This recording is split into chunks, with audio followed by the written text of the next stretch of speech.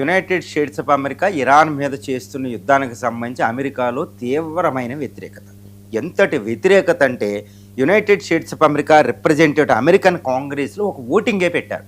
ఒక రిపబ్లికన్ పార్టీకి సంబంధించిన అపోజిషన్ పార్టీకి సంబంధించిన ఒక రిప్రజెంటేటివ్, అదేవిధంగా డొనాల్డ్ ట్రంప్ పార్టీకి సంబంధించిన రిపబ్లికన్ పార్టీ ఇద్దరు సంయుక్తంగా ఒక రెజల్యూషన్, యుద్ధానికి వ్యతిరేకంగా ఒక రెజల్యూషన్ పెట్టారు. అది పాస్ అయి ఉంటే డొనాల్డ్ ట్రంప్ ఇంకా ఇరాన్ మీద యుద్ధాన్ని విరమించుకుని బయటికి వెళ్ళిపోవాలి.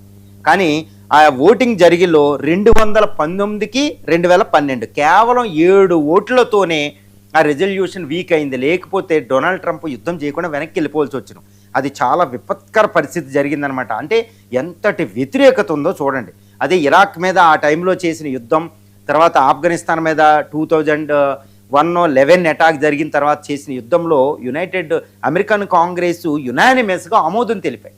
కానీ ఇప్పుడు అమెరికాలోనే ట్రంప్ చేసే యుద్ధం మీద తీవ్రమైన వ్యతిరేకత ఉందనడానికి అమెరికన్ కాంగ్రెస్లో ఆ రెజల్యూషన్ చాలా జాగ్రత్తగా గుత్తులో గట్టి ఎక్కడమే చెప్పుకోవచ్చు. ఇక రెండోది ఏంటంటే అమెరికాలో ఒక పోల్ జరిగిందనమాట. ఒక యూనివర్సిటీ పోల్ జరిగితే 56% మంది ప్రజలు డొనాల్డ్ ట్రంప్ ఇరాన్ మీద చేస్తున్న యుద్ధాన్ని వ్యతిరేకించినట్టు తెలుస్తుంది. 56%.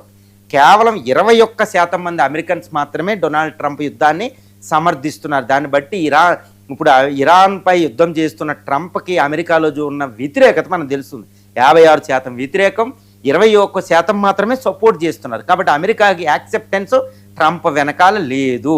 తర్వాత ఎక్స్ నేషనల్